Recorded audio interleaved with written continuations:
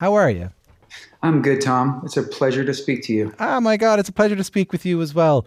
For someone who has been writing since they were very, very young, writing songs and writing Yep. music, how was the transition to writing your story?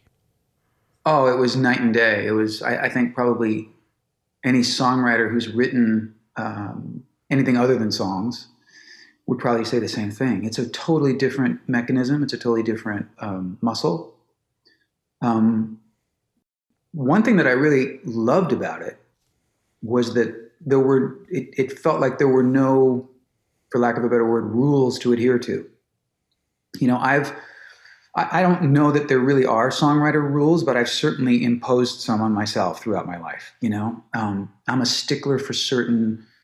I don't get away with really loose rhymes, and I'd rather work on something, on the craft of a song, to the point where I feel really proud of it, and not and just adhere to what I believe are the rules that work for me in songwriting. But writing a book, or especially a memoir, we can talk about this, but it didn't really start out that way as a memoir. But the lack of rules and the freedom to flesh out all kinds of ideas and thoughts was something that was new and really kind of exciting.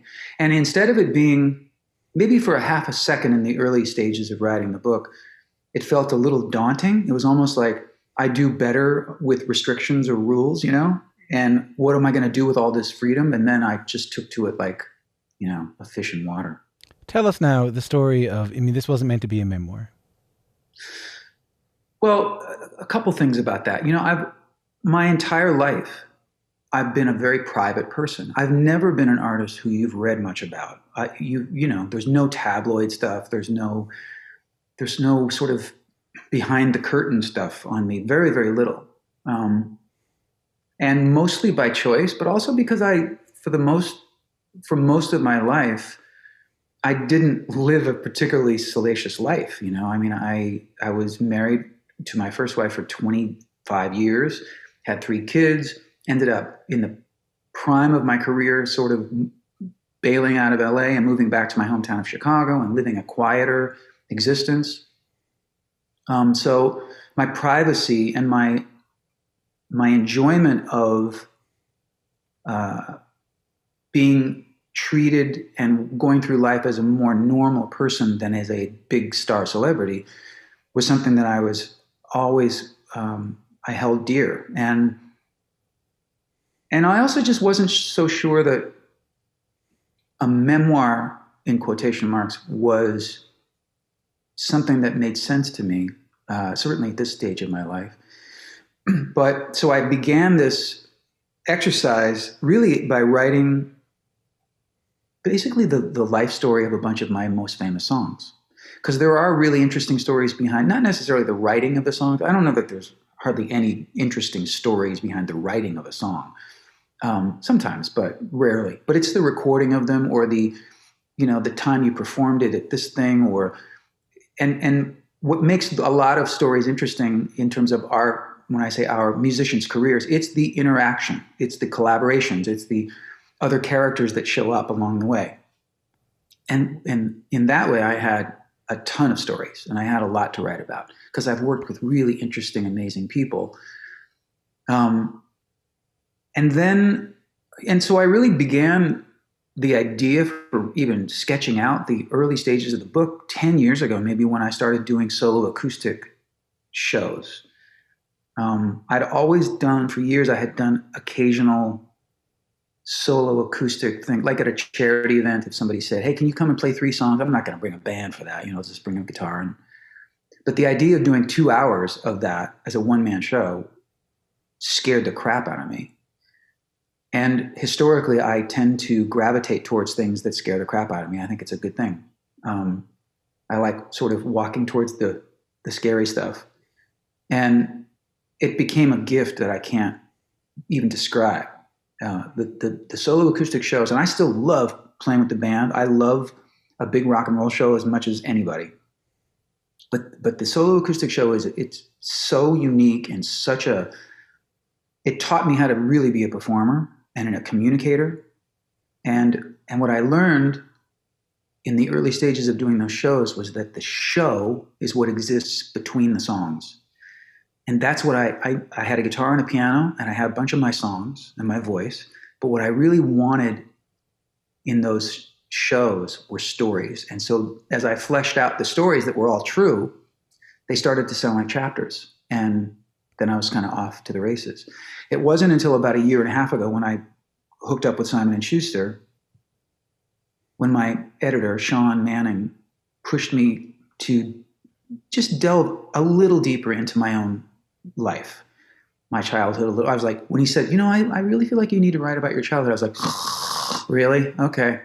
Because there's nothing exciting or, I had a really normal, happy childhood. And I think I might disagree there, because as much as we're going to talk about the songs you wrote today in the little bit of time we have together, the first song I wanted to play is not one you wrote, but is from your childhood. So take a listen to this.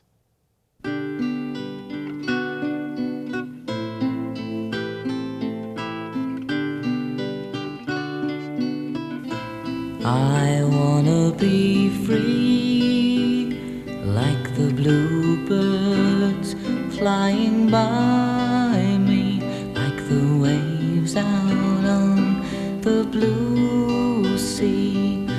If your love has to tie me, don't try me. That is the Monkees and I Want to Be Free from 1967.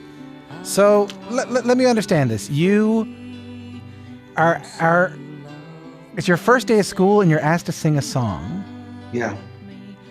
And I love this. You sing this song, right? Yeah.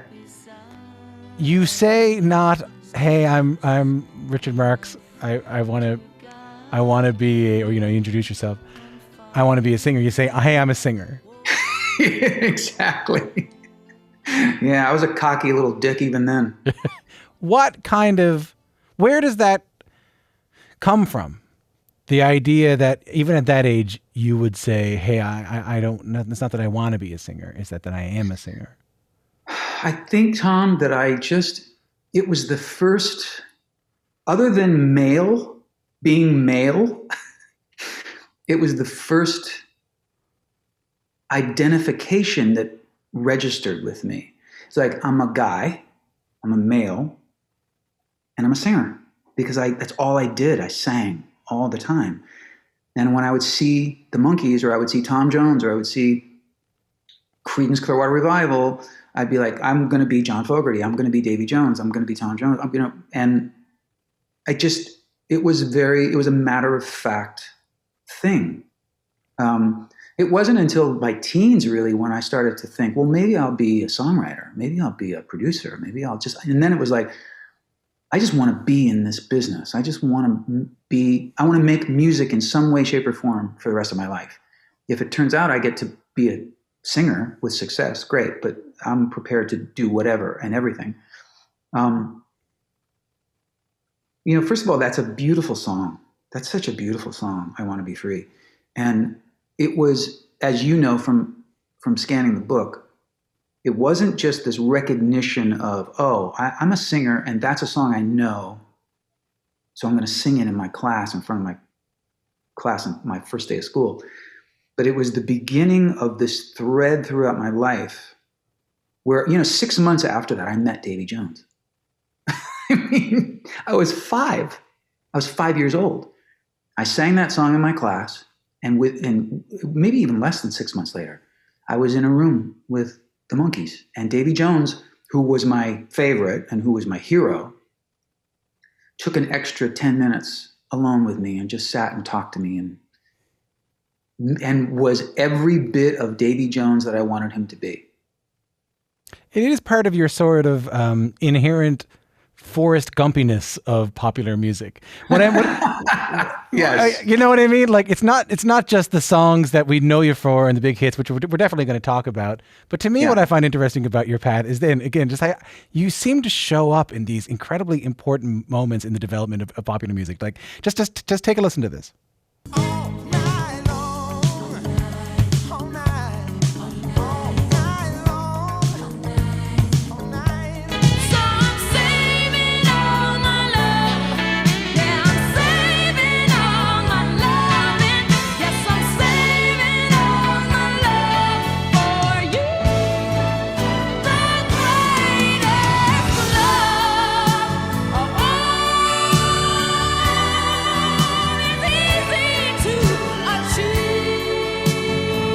Okay, so All Night Long, Lionel Richie, Savin', All My Love, and Greatest Love of All by Whitney Houston. What is the Richard Marx through line in those three songs? Well, I mean, the first one is dead on accurate. The second two are not quite accurate, although I sang on Whitney Houston's first album. But I sang on a song called, what was it called? Oh, Hold Me in Your Arms Tonight with Teddy Pendergrass. Oh, my mistake there. I thought it was... No, I didn't sing on those songs. I don't know that... I think that the Greatest Love of All has got a big choir, but I'm not singing on that. But the through line is I worked with those artists, and that all happened within the first 2 years of me moving to LA and trying to get into the game. What is it about your voice that you think matched so well with so many different other voices? That's a really good question, Tom. And at the time, what I was told by multiple producers and artists was that I could blend with anyone, and that my range, especially for a male singer, I had a really wide range. I still do. So got a few octaves? Yeah, I think so. I never really measured it, but I mean, if you count falsetto, it's like, yeah, it's pretty good range. And the falsetto, which I worked on, and really, I wouldn't say nothing's perfected in the world, but came pretty close, was because of listening to Kenny Loggins records in my basement in high school. And Kenny was really one of the first artists who used his falsetto so effectively, and not just in a sort of wafy way. I mean, the Bee Gees certainly did, of course. And in a way, the Bee Gees and Kenny Loggins had something in common. When they used their falsetto, yeah, sometimes it was that sort of, like How Deep Is Your Love? But there was also that tougher, high, like, all that stuff, right? And so everything in between that became a tool, became a really interesting, it gave me way more melodic choices. And it was just like to have a voice where you can utilize a falsetto softly or with a point on it is not just useful as a singer, it's useful as a songwriter too when I'm writing songs. Isn't there a story, like, didn't Streisand once ask you to mimic? Yeah, Barry Gibb. Barry Gibb from the Bee Gees? Yeah, the day I met Barbra Streisand, I was 19, I think. She was working I was working with Kenny Rogers at his studio in LA. And that was a very popular studio. Everybody worked there. Rod Stewart. I would see everybody. David Lee Roth, Rod Stewart. And Streisand was working down the hall she was mixing this live album. She did her first concert in ages was a benefit for the Democratic Party. And she did this concert in the backyard of her house.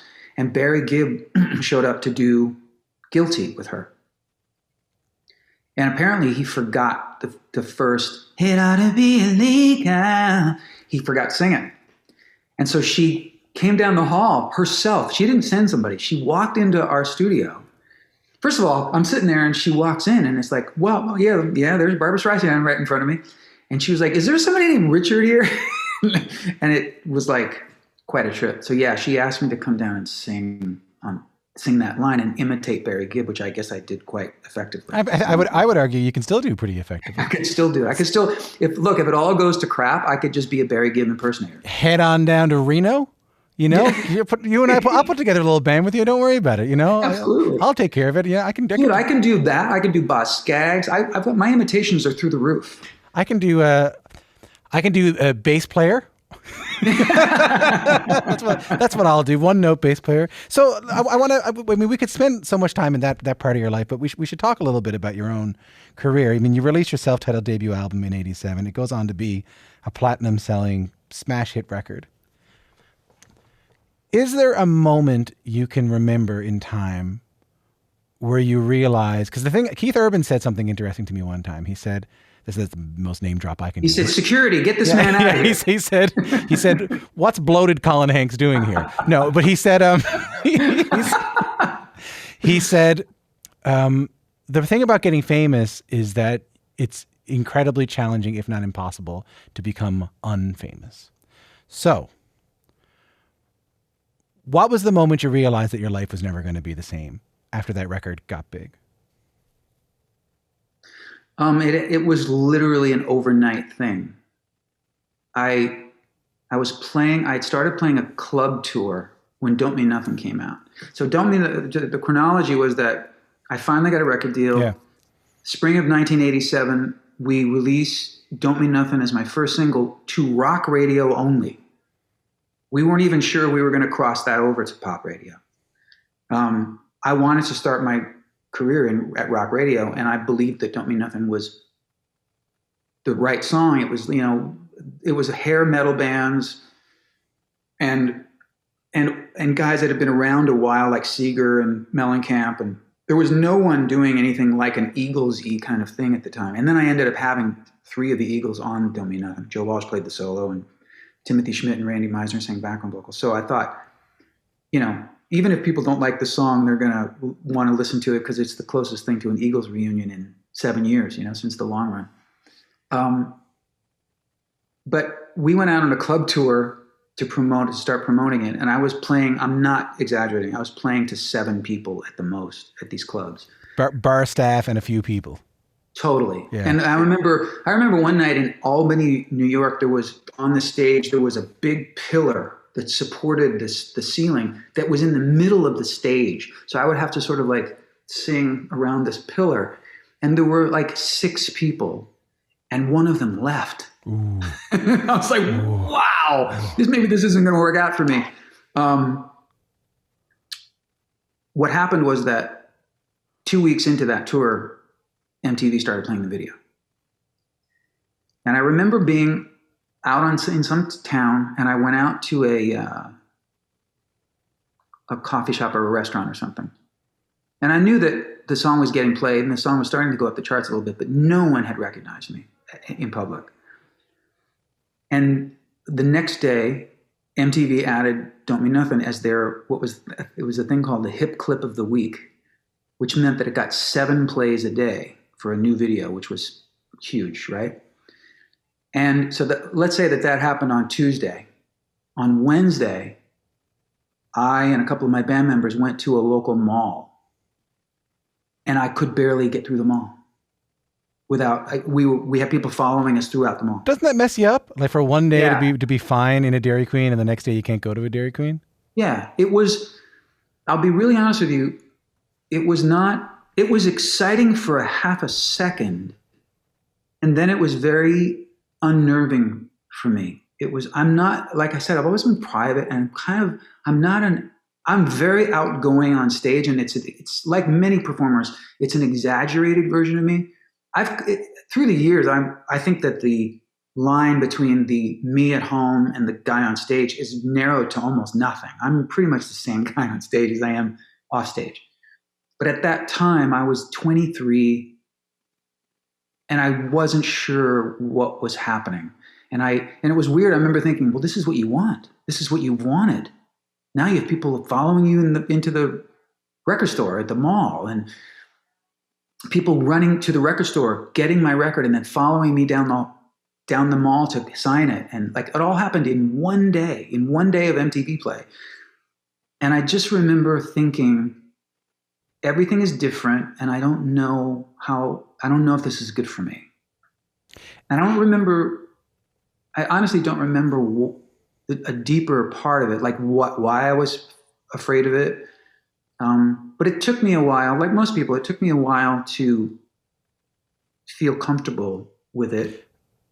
And that really, but even that wasn't as big as it was going to get. I mean, you had a song that is not unlike an Eternal Flame, like Hey Jude, a song that sort of gets bigger than you ever could. Let's just play a little bit of it.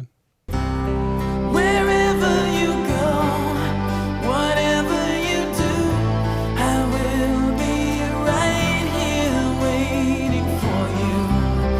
Whatever it takes, or how my heart breaks, I will be right here waiting for you. I'm Tom Power. This is Q. That's Right Here Waiting by my guest, Richard Marx. So like I said, that song, if there was anybody left on Earth who was going like Richard Marx, everybody just went, yeah, right, of course. Like that song it's bigger than most songs. And you tell this story. I was hoping you might be able to tell it. You weren't planning on releasing that song because it was a bit too personal to you. Yeah, I didn't want to put it on the album. Well, it wasn't just that. It was mainly that it was just too personal at the time, which is so stupid because that's the whole job, is to write the truth, you know? Yeah. But I remember at the time making the analogy, because people who heard the little demo that I did of it, they were like, dude, this is a massive song. You have to record this. And I was like, it would be like me writing a love letter and then posting it in the New York Times. You know, it's like, it just felt not right. And I really went kicking and screaming to put that on the album. The other reason though, Tom, was because that was for the second album, Repeat Offender, which was a rock album. And I had written and recorded and mixed this big power ballad called No Sleepless Nights with my friend. I wrote it with my friend Fee Waybill from the Tubes. And it was arena rock, and it was big power ballad like a Bryan Adams or a Journey. And so I thought, I didn't want more than one ballad on the record. And so I agreed to just try recording Right Here Waiting. I said, I'll spend one day on it. And we recut the keyboards and we put a little extra little oomph in it. And I sang it down twice or three times tops. And it was done. And everybody that was in the room, my co-producer and engineer, David Cole, a couple of my friends that were there, it was just stunned silence. And I remember thinking, oh, wow, okay, that's okay. But I really, even at that point, I knew that it was a quality song, and I could see that it was moving people, and I could see that people were really reacting to it. But I've never written a song to this day that I think, oh, this is a hit song. I've never had that experience. But and that song has 327 million views on YouTube now. That's what I mean. Like, it's not one of those songs that it was a big hit when it came out. I mean, right. Matt Heafy from Trivium got in touch with me about 3 months ago, and said, dude, I knew him a little bit, just really distantly. And he said, man, I got this idea. I want to do a metal version of Right Here Waiting. Would you sing it? And I went, yeah, sure. I would think you would never want to sing it. I would think, I'm never singing that song again. Well, no, because first of all, he was just so excited about it. And he sent me this track, which like, I just remember listening to the track thinking, wow, holy cow. But I was like, and again, it's sort of like doing things that scare you a little bit, but I went in and I sang it with just a little, I didn't really try to over sing it or try to match what the track was doing. I just sang it with a little more edge, and Matt is in there, screaming, and we put it out. It came out yesterday, and people, I'd say 90% of the comments I've seen have been positive, and 10% of people just hate it. But yeah, it's sort of like that song will, if none of my other songs far outlive me, that one will for sure. Another candidate for a song that might outlive you, and I didn't know you wrote this. Take a listen to this.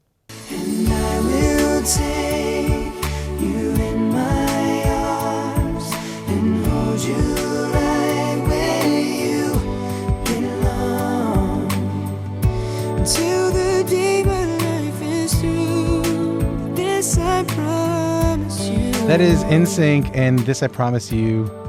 You wrote and produced it for the band. You later sang and released it yourself. What's the experience like of having songs? I mean, you've done this for a couple of artists, but let's talk specifically about this one. About a song, you sort of give a song to somebody else. You give a song to an act like that, and then it takes off. Is there any part of you that's like, oh, no, just me? You know what I mean? Oh, no. No, I've never had that experience. Really? No. And even when they've become huge hits, like This I Promise You, no, that was once I walked through the NSYNC door and was charged with producing it on the band, and it became immediately in my mind their song. And it's even though it's my song that I wrote, I still think of it as their song because they are the ones who made it famous, and beautifully so. And working with them was a dream, was a joy. I could see, during that time, I could see Justin's star power. He was just unique. I mean, his work ethic and everything. So it was a great experience. But no, people have asked me that before, Tom. I don't know what it is. I've never felt like, oh man, I should have held that for myself. I think it's that at no time did I ever feel like I would have had the success with that song that these other people did. But isn't that hard? Isn't that hard to doesn't that take a self-awareness that not everybody has? Yeah. I mean, all modesty aside, yeah, I think I've been pretty good at placing my ego where it needs to be at a certain time. I think it's not easy for a lot of people, especially when you've had a lot of success as an artist and you've been treated like a star in your life, and you've experienced all the bells and whistles that go with that. But it's never been a tough adjustment for me. Never. It's sort of like I'm so proud of being a producer and songwriter, separate from being an artist, that I wouldn't give one up for the other. But having one foot in either world gives you an interesting perspective on a conversation we've been having a lot on this show recently that I wanted to get your thoughts on. We've been having some conversations around, I don't know if you've been following this news, about songwriters in the music industry, big pop songwriters, are asking artists to stop demanding credits and royalties and cuts of publishing for songs that they didn't write. I know as well as it's an open secret, and you can sort of hint at this a little bit in some of the things you talk about in the book, but yeah. I've always heard stories about like, hey, you want X person to sing your song, well, they're going to take 10% of publishing. You want this song to become a hit, well, this artist is going to take 10-15% of publishing. And artists are now starting to speak about that. There's been a lobby of songwriters starting to say you have a lot of different paths to income. Songwriters have fewer. Just generally, what do you make of these recent calls? Have you been seeing them, and what do you make of them? Look, I come from a time when, let's go way before my time. If you look at the sheet music or the writing credits online for "Don't Be Cruel" by Elvis Presley, it says written by Elvis Presley and Otis Blackwell. Elvis Presley had nothing to do with that song. If you look up "All Shook Up," it says written by Elvis Presley and Otis Blackwell. Elvis Presley had nothing to do with that song. There are countless examples of artists who put their names on songs they had nothing to do with, and it was part of the deal. It was like, you want me to record your song? I'm going to get co-writer credit, or at least. And then in the case of Elvis and Colonel Parker, they would demand publishing on everything, or else Elvis wouldn't record it. Now, that has continued throughout history of music, when an artist gets so big that they can sort of force that on a writer to remind them that 100% of nothing is nothing. You know what I mean? And I went through that a couple times. Yeah. And early in my career, I thought it was gross then. I remember I became a big fan of Otis Blackwell's songwriting. He was such a brilliant songwriter. And he was he tried to be an artist as well. So here's this black songwriter in the 50s having success and having to just eat shit in order to continue his career. I remember when I knew that, and I was a big Elvis fan, and I don't think it was Elvis per se. It was really the business people. And it was Colonel Tom. And yeah. I remember just finding it reprehensible. I was really rubbed the wrong way by it when it happened to me in the early stages of my career, but I made the choice to just go with it, to take the next step. And I don't regret doing that. Now, as a 57-year-old veteran of the industry, when someone like my friend Justin Tranter comes out with a group of people saying, this has got to stop. This is just awful. This is, I don't even know, I can't think of the right adjective, and I'm a writer. It's just, again, it's reprehensible. I just know that I could not sleep at night. I could not sleep at night if I put my name on something that I had nothing to do with.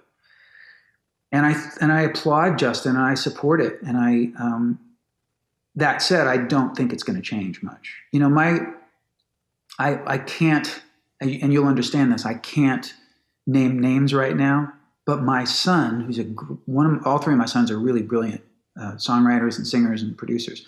One of my sons is going through the exact same thing right now. He co-wrote a song for a big artist. He did most of the heavy lifting with a friend of his, and it ended up having 9 writers on it, including the artist who wrote 0 of the song. But to get it where they needed to get it, they had to swallow that garbage. And I wanted to, like, when it happened to my son, it became even more personal for me. But at the same time, we had this conversation, and I said, look, man, it happened to me too. It's not okay. But you're probably making the wise move by not pushing back on it right now. So if you take it individually, Tom, it won't work that way. So if my son took a stand and said, no, she's not getting credit on this song, and those 2 people that are her friends, they're not getting credit on this song because they had nothing to do with it, they would just pick another song. And the only person who would really lose is him. It has to be a coalition, if you will. And that's what Justin Tranter and some of these other songwriters are trying to do. They're trying to effectively sort of like turn the tide so that it becomes considered an awful practice, like where you'd be embarrassed to ask for a piece of the song you had nothing to do with. That's where we need to get. It's been lovely to talk to you. I have one more question before we go, and I know you're going to stick around for a while and talk to another one of our producers, and we're going to have some fun and listen to some music together. So let's say there's the Richard Marx biopic, right? Yeah. What's the song you want to hear as the credits roll? Don't Mean Nothing. Why that one? And why were you so fast on it?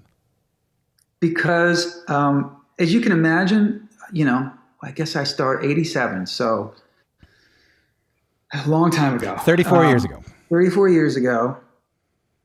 For 34 years, pretty much, I've been asked, what's your favorite song you've ever written? Yeah. And it's an impossible question for any songwriter. I mean, I've never heard really, I don't think I've ever heard a songwriter answer the question. And I cannot answer that specific question. I don't have a favorite song. But I did, in the last few years, realize that the most important song to me, believe it or not, is Don't Mean Nothing. Because first of all, I think it's a really, really good song. Like, I'm really proud of it. I find it almost humorous that I wrote those lyrics when I was 23. What lyrics are surprising to you that you wrote when you were 23? This race is for rats, it can turn you upside down. Ain't no one you can count on in this sleazy little town. The producer says, let me change a line or two, and a little bit of something can look awfully good to you. It's never what, but who it is you know. So easy to get stuck in all this California snow. Like, it was so cynical. It sounded like a grizzled, older guy he'd had enough. Yeah, it sounds like a song you might write now. You know, dude, what I mean? Yes. Right, and I was a kid with the world in front of me. And by the way, yes, I got rejected time and time and time again to get a record deal. But it's not like I was home working, washing dishes at some restaurant to get by. I was working in the industry. I was working with great artists. Everything was fine. I was making a good living as a songwriter. I find it humorous that those lyrics were so important for me to write at the time. But the other thing is that, and I know this is going to sound so corny, man, but I have a love for Don't Mean Nothing because it's the song that introduced me to my audience. It's the song that was the handshake and the hug. And I cherish that song. I mean, I'm so grateful for songs like Right Here Waiting and Hold On to the Nights and Hazard and on and on and on. These songs that became number one and these big hits. But Don't Mean Nothing. I mean, you would think I'd be a little tired of playing it. Yeah. And I look down at the set list. It's either the second to last song of every show or the last song of every show, depending on the venue and whatever. I look down at the set list, and when I see DMN, that's what I put. I just can't wait to get there every single night, and I'm just so in love with that song. So I guess that's what I would want the credits to roll to. I wanted to ask you about Right Here Waiting, and I guess it's our second Barbra Streisand story of the interview. Can you tell me? I was kind of blown away by this. Can you tell me that story? Well, I had met her when I was just a background singer, and she asked me to fill in for Barry Gibb on that live thing. A couple of years later, I have a record deal. First album's out. I'm on tour, and everything is really going sky high now. I'm now headlining. The tour just keeps going. The hits keep coming. And I'm just wrapping up the first 15-month tour and starting to write songs for Repeat Offender, the second album. And I get a call from a guy named Marty Ehrlichman, who's been Barbara's manager forever. And he wants to know if I would have a meeting with Barbara. And I said, well, wow, what about? He said, well, she heard your first album and she really likes your songwriting a lot and she wants to meet with you about maybe writing a song for her. Well, holy crap, man, are you kidding me? Of course. So we make a meeting time at a studio a couple weeks later. She had no recollection of me singing on that. She didn't remember any of that. Well, I wouldn't have expected her to. Barbara is, to this day, she's such a presence to be around. We've become, it's really cool. We've become really good friends over the years. We haven't worked together in ages, but we hang out. We're neighbors in Malibu, and she and I just over the years developed a friendship where we just love hanging out together. And we watch movies together and have dinner. And Jim and Barbara came to our house for Valentine's Day a couple of years ago. And it's a really beautiful friendship. But I walked into this meeting a little nervous because it was Barbra Streisand, And she couldn't have been lovelier. And she said, look, I really like your songwriting. And I know that you're more in the rock world, but I feel like you could write anything, and I would love you to try to write something for me. So we had a conversation about it. And within a couple of weeks of that, I wrote Right Here Waiting. And as I mentioned, I immediately thought, like, this is not something for me to record. But I knew it was a good song. And so I was like, Barbra Streisand. It's that sort of sparse. It's got a really nice melody. It's got a big long note at the end of the bridge. She can sing, I'll take the chance. I could just hear her, right? So I send her the demo. I have it messengered to her house. And the next day, she calls me. I'm out somewhere, and this is back in the days of codaphones and voicemails. Right, yeah. You could have just, in these days, you could have just texted her the song. Absolutely. Yeah, right. Absolutely. She would have had it in 2 seconds. Yeah. So the day after she gets the cassette tape, she calls me, leaves a voice message on my answering machine, which I still have. I remember taping it, because it was like, and I'm paraphrasing now because I can remember it identically, but she said basically, Richard, thank you so much for sending the song. It's an interesting melody, really nice melody, but I'm going to need you to rewrite the lyrics because I'm not going to be right here waiting for anybody. I mean, it's like the greatest quote of the greatest story I could ever tell. And so rather than rewrite this very personal song, it just never happened. I did end up, writing and producing for her years later, but, and the little addendum is maybe 10 years later, I was at some charity event and I knew she was going to be there. This could have really backfired because she could have just ended up thinking I was the biggest dick. But now Right Here Waiting's become the biggest song of my life, right? And it's a worldwide #1 song. I asked my manager, I said, can you call somebody at Billboard magazine and get a copy of the Hot 100 when it was #1 for 3 weeks in a row, whatever it was? So they send me this chart, the pullout from the chart, and I had it framed and I wrapped it and I gave it to Barbra Streisand as a gift. And when she opened it, I had signed on the glass, "Dear Barbara, I can't thank you enough for passing on this song." And she loved it. She just cracked up. And she said, I still wouldn't sing that song. You know what? Things worked out for her. I'll say that. You know what? I think so. Yeah, things worked out for her. Richard, lovely to meet you. You too, man. Richard Marx is a Grammy Award-winning singer, songwriter, and producer. His new memoir is called Stories to Tell, and it's out July 6th.